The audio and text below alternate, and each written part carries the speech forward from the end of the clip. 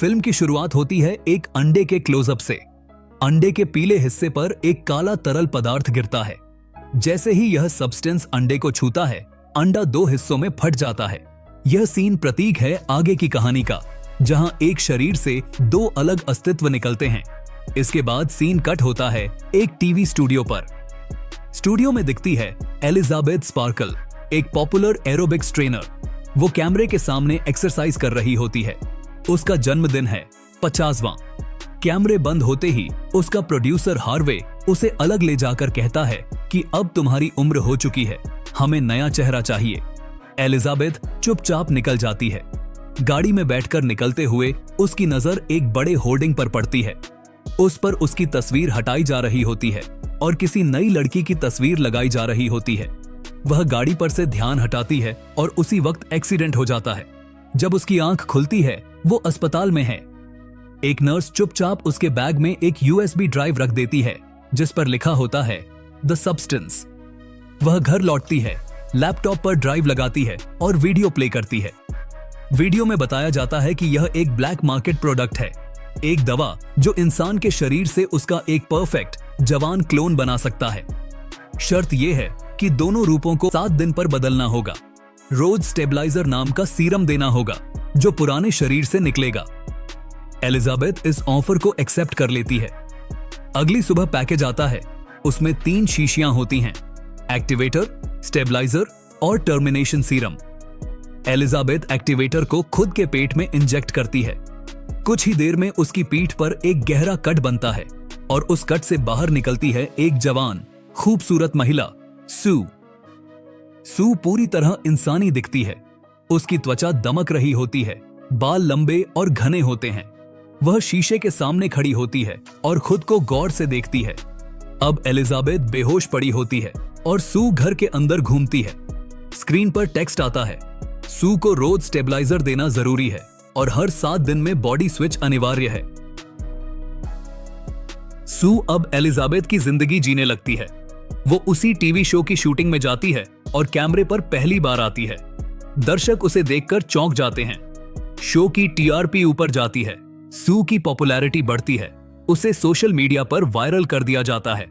Brands, followers और press सब उसी की बात करने लगते हैं। लेकिन धीरे धीरे सू अपनी हदें पार करने लगती है। वो 7 दिन का रूल तोड़ देती है। लगातार 3 महीने तक उसी बॉडी में रहती है और रोज चुपके से स्टेबलाइजर खुद को देती रहती है।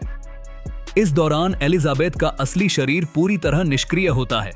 लेकिन एक दिन जब वह उठती है तो उसकी हालत भयानक हो चुकी होती है। उसके बाल झड़ चुके होते हैं, चेहरा झुर्रियों से भर चुका होता है और चलना फिरना भी मुश्किल हो गया होता है। वह जैसे एक बूढ़ा टूटा हुआ खोल बन चुकी होती है। अब वह धीरे धीरे घर के अंदर चलती है और किचन में एक पूरा रोस्टेड चिकन देखकर उसे बिना पकाए खा जाती है। उसकी हालत जानवर जैसी हो चुकी होती है। इस बीच सू अब उस ब्रांड का चेहरा बन चुकी होती है जिसने एलिजाबेथ को निकाला था। उसे हर जगह बुलाया जा रहा होता है। एक बड़ा न्यू ईयर टीवी शो भी उसे होस्ट करने के लिए दिया जाता है। लेकिन इसी समय उसकी बॉडी डाउन होने लगती है। स्टेबलाइजर की मात्रा अब असर नहीं कर रही होती।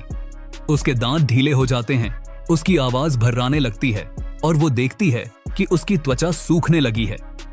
सू अब वापसी के लिए तैयारी करती है।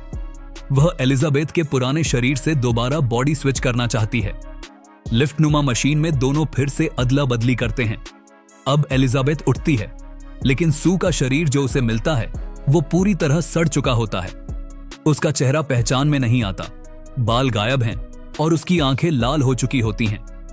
एलिजाबेथ अब तय करती है कि सू को रोका जाए। वह टर्मिनेशन सीरम निकालती है, एक ऐसा सीरम जो सू को पूरी तरह मिटा सकता है।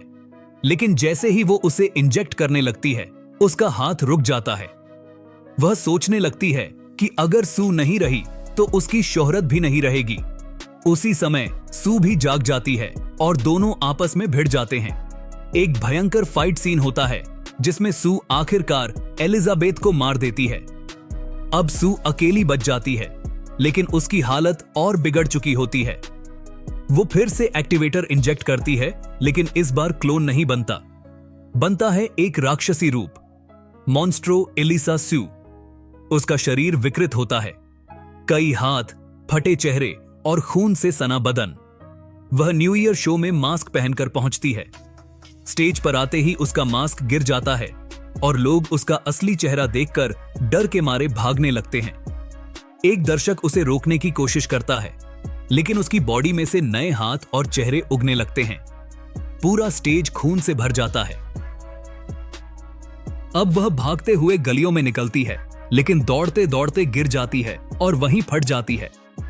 उसका शरीर टुकड़ों में बंट जाता है। अगले सीन में हम देखते हैं एक छोटा सा मांस का टुकड़ा जो हॉलीवुड वॉक ऑफ फेम की एक स्टार के पास धीरे धीरे रेंगता है। वही स्टार जहां पहले एलिजाबेथ स्पार्कल का नाम लिखा होता था। टुकड़ा थोड़ी देर रुकता है, फिर खून में समा जाता है। अंतिम सीन में एक सफाई कर्मचारी आता है और मशीन से उस जगह को पूरी तरह साफ कर देता है।